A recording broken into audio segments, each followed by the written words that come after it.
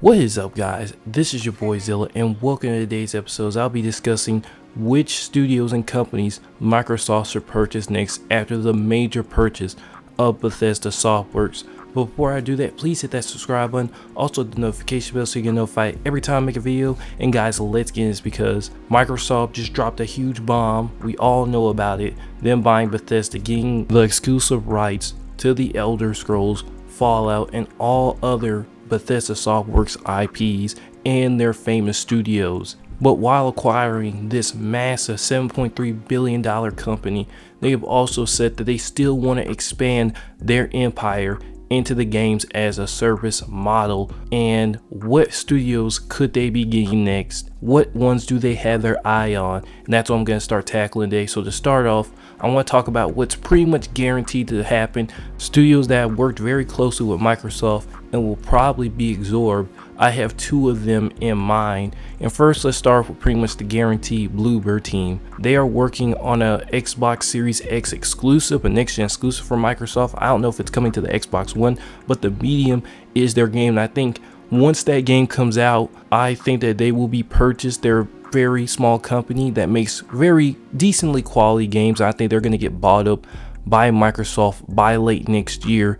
And then after them, there is Farm 51, another studio that makes great mid-tier high quality games, especially on PC, which is the market that Microsoft is trying to cultivate and provide decent quality games to, while also getting the console side correct also. So I think those two are pretty much guaranteed. We've heard heavily rumors about them, and I think they will be a part of them by 2021. Farm 51's case, 2022. They will be in the pipeline soon. Then after that, it's the one that everybody's been talking about, and it is Sega. Do I think they're going to get Sega? I think they're on the chopping block. Sega has a lot of franchises that can be revived, whether in AA or AAA games, or be revived in Streets of Rage Type 4 deals where their arcades have been updated and been put on the Xbox Game Pass service as great content. Because as we see with Streets of Rage 4, that game was definitely great, but it definitely kept the classic art style and gameplay of its predecessors. But also let Xbox get a foothold into the Japanese market, which is one they have definitely been trying to do. Phil Spencer said over and over again that they want to acquire a Japanese studio to add to their portfolio. But I think what a lot of people are not thinking about, and I like Sega, and maybe they get purchased in the midterm or even the short term, but I think a bigger purchase that maybe even a little bit cheaper would bring more video game type assets to the deal is Bandai Namco. Yes, the company that owns Soul Calibur and Tekken, and believe me, if they were to be exclusive to Xbox, they would draw all that hardcore fan base to their service, probably paying at $10 a month. Then you kind of get close to From Software, the people who are made Dark Souls, Demon Souls, and Sekiro, and all these great games that have such great quality to them. You become that closer to buying them and having them making these all exclusive games for them. And maybe they don't buy them, but at least they can make an exclusive Souls type game for them, bringing all the Souls type players onto Xbox and buying that platform, or at least buying the game. Not to mention they have exclusive licenses to a whole bunch of anime franchises, pretty much all the big anime franchises: Naruto, Dragon Ball, One Piece. They own the rest of all those games, and that would just give them a great section of the fan base to continually charge for their Game Pass services for. And that's why I think it's better buy than Sega's games that are kind of in the past and not as well in the present. But let me tell you a studio that's in Microsoft's past and somewhat in their present right now, and that's Bungie. Rumors have come out that they're trying to purchase Bungie again, and I would not be surprised. You know, Bungie, ever since they left Microsoft, have had a little bit of a mixed bag. And as Marty Scurll said in many interviews, the top level has many problems with independence, and they kind of want to be under somebody. So it makes sense that with their new IP coming, and with the kind of staleness of Destiny 2, you know, they might want to go under and have that shielding of publishing again, while also keeping their freedom to make high quality big budgeted games without many of the offset risk like they did in their Activision deal. So I could believe down the line that they would purchase Destiny, and they're definitely in the conversation. But after that, I'm going to say somebody pretty surprising that's made one of the most greatest PC games of all time, and that's Crytek with Crysis 1 and 2. And that'd be kind of surprised because they'll be able to push that PC hardware and probably have a big time PC exclusive on their ends, while also putting Crysis Remastered on their service, which would be a big boost to their service also. And I just want to take a second to mention them because Crysis is awesome. So after that, we have another surprising group, which is Remedy Entertainment. Yes, the people who just made Control, had that whole debacle and everything. We know Control did not sell well, and combined with that, with the high quality games they produce, I can see them being bought by Microsoft. They'd be a great studio, a AA level studio, nearly AAA at making great games, and they would just fit in perfectly in the timeline, you know, of Microsoft and their financial reports wanting to make a big time video game 4 times a year, covering every quarter, and Remedy would definitely be the way to go, especially at their financial weak point with Control and then the pandemic. I think it's a perfect time to swipe them up for the future. So then after that, we have somebody that's also pretty small, and these next studios are going to be kind of small, but it's going to fill out the Game Pass subscription model. I think Don't Nod Studios, the developers of Vampire, I think that'll be another mid-level studio to get. Then the people who made Wukong Black Myth, I think that the gameplay was really impressive. It's probably not going to be that expensive to purchase them, but to see what they eventually come up with for their next 2 games, probably what they're going to make in this generation, I think is worth the investment for Microsoft. Then after that, we have Platinum Games, and we all know the relationship between them and Microsoft because of Scalebound. But with Nier Automata, all those games that they made, I think that it's still worth purchasing them to get a foothold in that Japanese market. Then after that, it's IO Interactive, which makes the Hitman games, and to think after Hitman 3, what is their next project?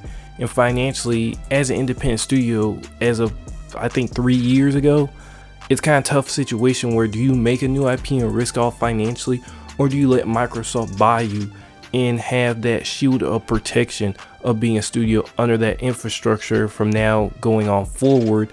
Plus they would have the Hitman IP, which Microsoft will want, or a new IP going forward, and they would probably reboot Hitman sometime in the future in the late 2020s. But another studio that has been rumored that's going to be purchased by Microsoft, and this was a little bit of a time ago, it was probably like a half a year or a year ago before the pandemic, and that was Techland Games, the people who make Dying Light.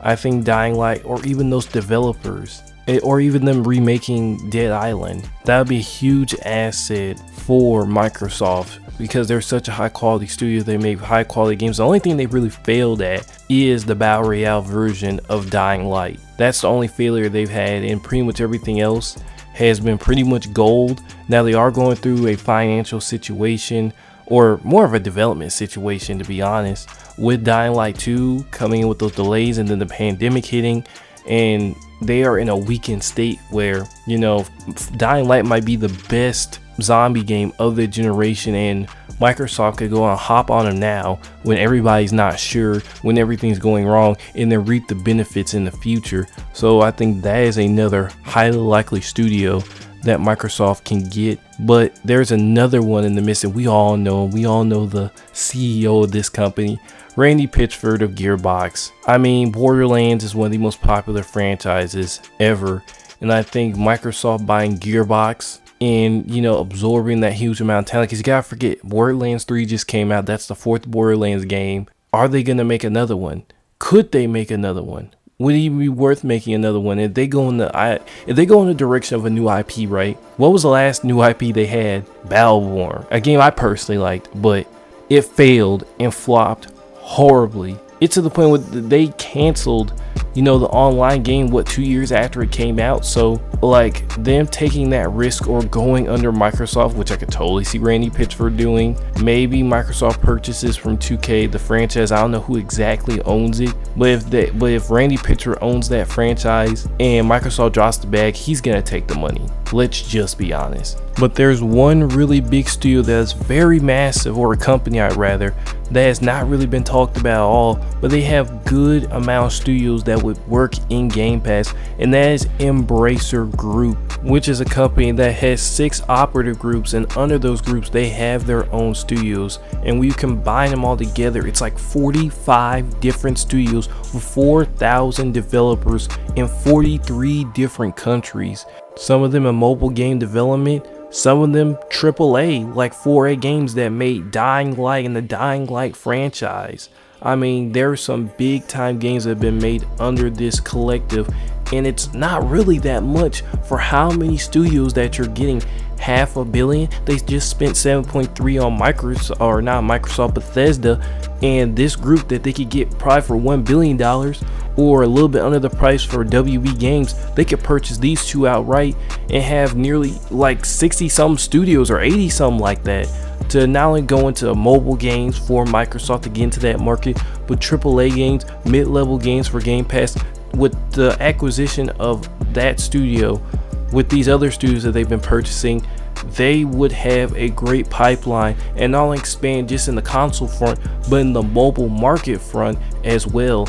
And to complete this deal, to me, to have this group and to also have, you know, Bethesda, if they went out and purchased WB on top of that, and this would probably be another $3 billion in acquisitions, but would definitely come back into Microsoft pocket in the long run.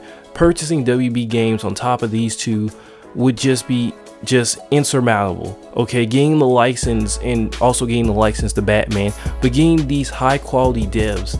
I mean, these guys, 2 of them have made 2 Game of the Year contenders, or actually 3. 2 with Rocksteady and 1 time with Monolith Studios with Shadow of War, and I think Batman, Arkham City, and Arkham Asylum. I know definitely Arkham Asylum won Game of the Year.